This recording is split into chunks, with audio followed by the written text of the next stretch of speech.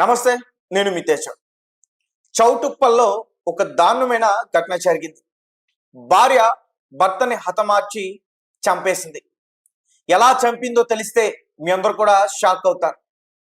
చంపడానికి గల కారణం ఏంటంటే భార్య ఇంకొక వ్యక్తితో వివాహేతర సంబంధం పెట్టుకుంది. అలా సంబంధం పెట్టుకున్న వ్యక్తి ఎవరో తెలిస్తే మీరు ఖచ్చితంగా షాక్ అవుతారు. ఇదంతా కూడా యాదాద్రి భువనగిరి జిల్లా చౌటుప్పల్ మండలం అంకిరెడ్డిగూడెం ఆ ప్రాంతానికి సంబంధించి రాపోలు దానయ్య, అతనికి 38 నుంచి 40 సంవత్సరాలు ఉంటాయి. శారద అతని భార్య. అయితే వాళ్ళిద్దరికి ఇద్దరు కుమార్తెలు, ఒక కుమారుడు కూడా ఉన్నారు. వాళ్ళకి చాలా చిన్న వయసు.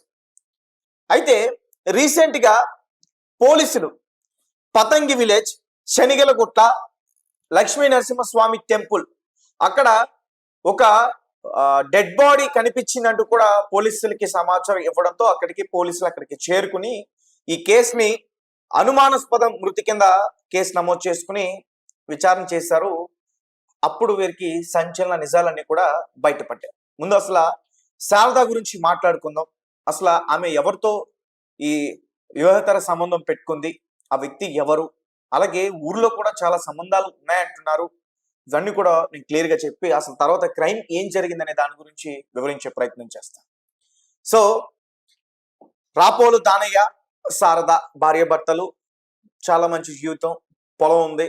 ఆ శనిగలగుట్ట దగ్గర కూడా ఒక పొలాన్ని కౌలుకు తీసుకున్నారు. వ్యవసాయం చేసుకుంటూ ఇద్దరు కుమార్తెలతో ఒక కొడుకుతో బాగానే జీవిస్తున్నారు.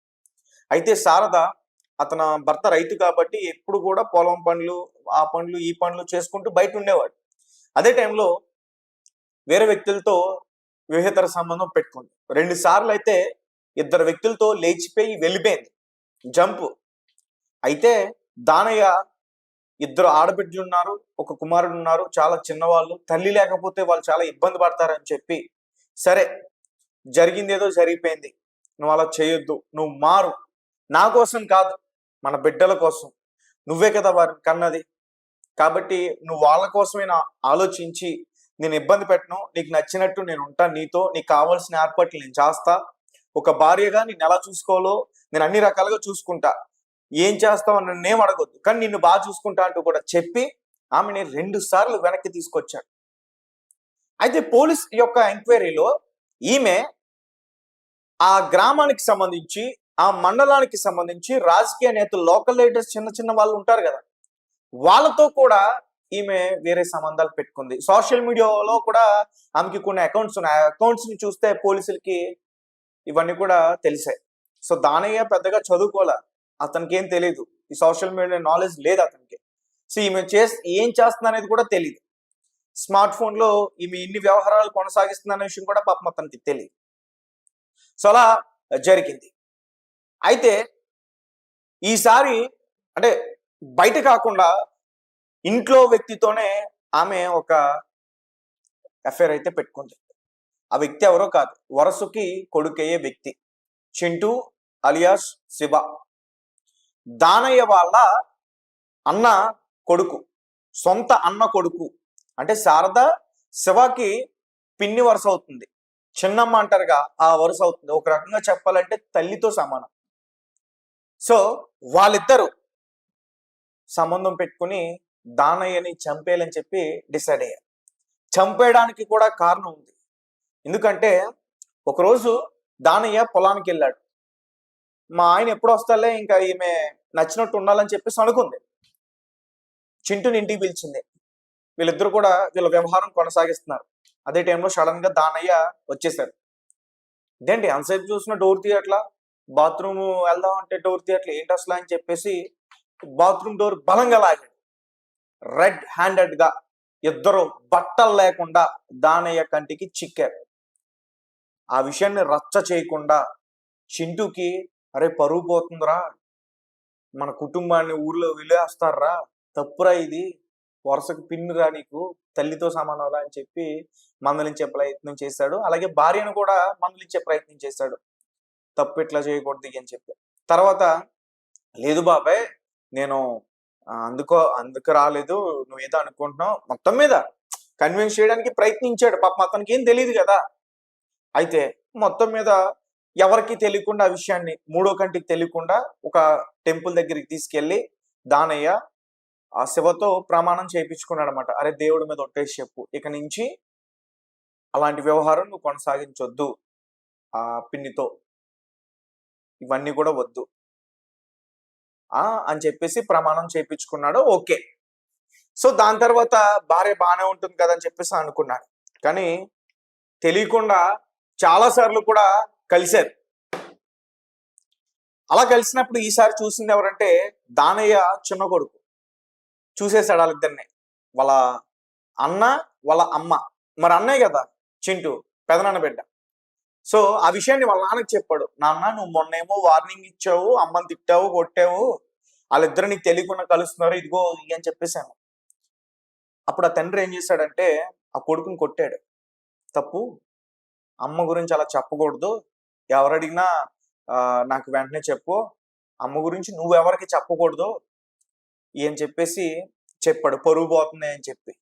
సో ఆ విషయాన్ని తలుచుకుని తలుచుకుని తలుచుకుని అతనే చాలా కుమిలిపోయాడు. ఇంకెవరికి చెప్పలేడు ఆ విషయాన్ని. అప్పటికే వాళ్ళ ఊరిలో వేరే టాక్స్ నడుస్తూ ఉన్నాయి.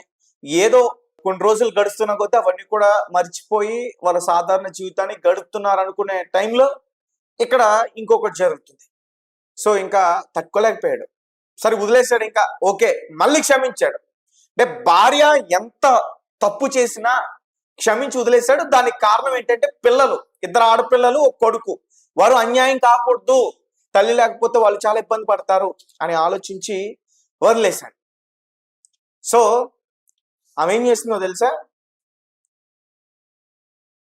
అసలు దానయ్యని చంపేద్దాం, మన ఇద్దరం జీవితాంతం ఇలానే ఉందాం, నేను నిన్ను చూసుకుంటా, నీతో ఉంటా అని చెప్పేసి ఒక ప్లాన్ చేసుకుని గత ఆదివారం, ఆ రోజు యాక్చువల్గా దానయ్య కుటుంబం మొత్తం కూడా సూర్యాపేట జిల్లా దురాస్పల్లి అక్కడికి వెళ్లాల్సింది, దురాస్పల్లకి. సో అక్కడికి వెళ్లాల్సిన పరిస్థితి అయితే ఉంది. సో కానీ ఆ రోజు ఆమె వెళ్లకుండా ఆపిందంట. లేదు, ఈరోజు పొలానికి వెళ్ళాలి, మనం పొలంలో చాలా పనులు ఉన్నాయి, దురాస్పల్లి లేదు, ఏం లేదు అని చెప్పేసి ఆపేసింది. సర్లే, ఇంకా భార్య ఇష్టం లేదంటుంది కదా అని చెప్పేసి ఆగిపోయింది. ఇద్దరు కూడా శనిగలగుట్ట దగ్గరికి వెళ్ళిపోయారు. వాళ్ళ కోళ్ళు తీసుకున్న ఆ పొలం దగ్గరికి వెళ్ళిపోయారు. అక్కడికి వెళ్ళిన తర్వాత ఇద్దరు పనులు చేసుకుంటున్నారు. నాకు కొంచెం ఆవేశంగా ఉందని చెప్పేసి ఈమె కూర్చుంది, ఇతను పని చేసుకుంటున్నాడు.